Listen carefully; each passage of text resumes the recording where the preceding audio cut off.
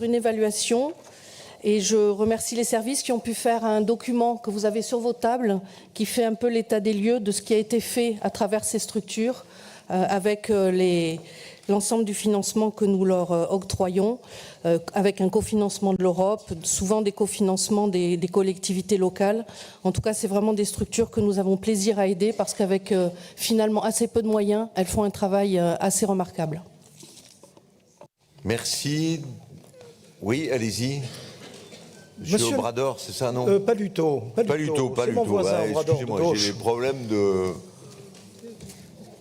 lunettes. De vision. De vision.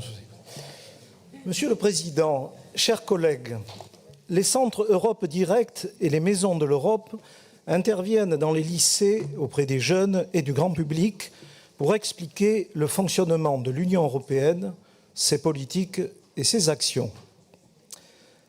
Le texte parle de pédagogie, d'information, de sensibilisation à l'Europe, mais en réalité, cette convention cadre est un réseau chargé de relayer l'actualité de l'UE, la faire connaître et mettre en avant le rôle de la région comme partenaire de l'Union européenne.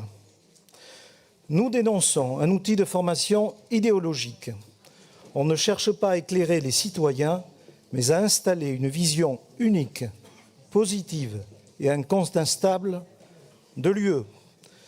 Nous mettons en cause l'idéologie européiste avec une Europe toujours plus présente, intégrée, légitime, qui est pourtant contestée aujourd'hui par beaucoup de Français.